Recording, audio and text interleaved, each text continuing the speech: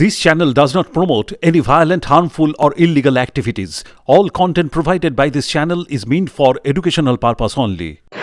যাদের সাথে কথা বললাম এবং তাদের যে দুরবস্থার কথা আমি শুনলাম, এটা সত্যি খুব বেদনাদায়ক। এইভাবে নির্মম ভাবে হত্যা করা, আর যারা মানুষের নিরাপত্তা দেবে তাদেরকে হত্যা করা, এই পুলিশ হত্যা। এবং তারপরে প্রত্যেকটা পরিবার আজকে মহা বিপদে। তারা তো কিভাবে বাঁচবে ভবিষ্যতে? এই বাচ্চাগুলির ভবিষ্যৎটা কি?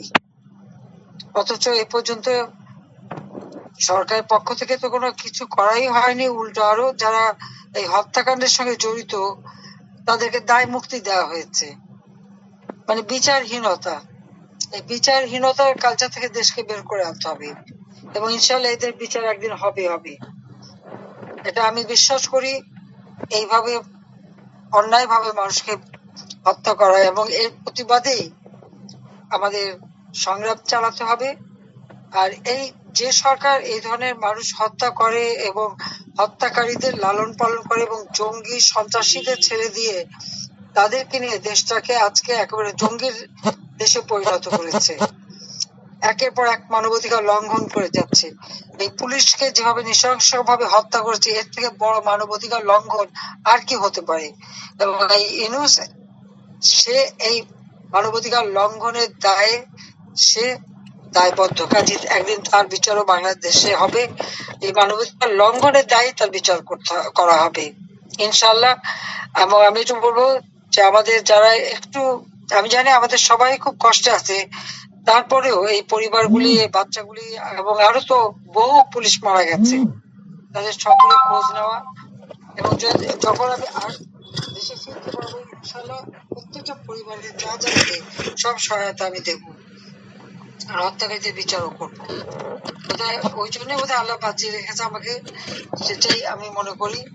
কাজে আমি এটুকু তাদেরকে কথা দিতে পারি যে এই ধরনের অপরাধে যারা জড়িত, ষড়যন্ত্রের সাথে জড়িত এবং এখন পর্যন্ত দেশকে যারা জঙ্গির দেশে পরিণত করে একের পর এক মানবাধিকার লঙ্ঘন করে যাচ্ছে, তাদের বিচার বাংলা মাটিতে হবে। এবং আগামীকালের যে হরতাল এবং আন্দোলন, সেটাকে সফল করবার জন্য আমি আহ্বান জানাচ্ছি সবাইকে যে এদের বিরুদ্ধে সকলকে এখন সংগ্রাম করতে হবে, যাতে দেশটা এই রাহমুক্ত হতে পারে, বিচারহীনতার কালচার থেকে বেরোয় আসতে পারে, মানবাধিকার লঙ্ঘনের যে পদে পদে ঘটনা ঘটছে তার থেকে মানুষকে যেন মুক্তি দেওয়া যেতে পারে, দেশের মানুষের শান্তি আসবে, নিরাপদে তারা চলতে পারবে, সেই ব্যবস্থাটাই করতে হবে। এবং এটা এই সরকারকে দেওয়া হবে না, কারণ যে ক্ষমতায় যে বলে যে দেশ চালানোর আমার কোনো অভিজ্ঞতাই নাই, তো তাকে দিয়ে দেশ কিভাবে চলবে? যে মানুষ হত্যা করলে আর মানবাধিকার লঙ্ঘন করলে তাদের শাস্তি দেয় না, বিচার করে না, সে মানুষের কি কল্যাণ করবে, মানুষের কি মঙ্গল করবে? সব ভুয়া মিথ্যা কথা বলে বেড়াবে আর অপরাধীদের নিয়ে দেশটাকে ধ্বংস করবে।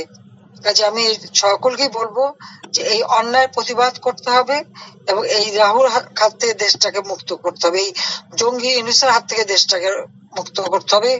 বাংলাদেশে জঙ্গিবাদ চলবে না। এইভাবে মানুষ হত্যা, পিটিয়ে হত্যা, এই জঘন্য ঘটনা যারা ঘটিয়েছে তাদের আমি তীব্র ভাষায় নিন্দা জানাই।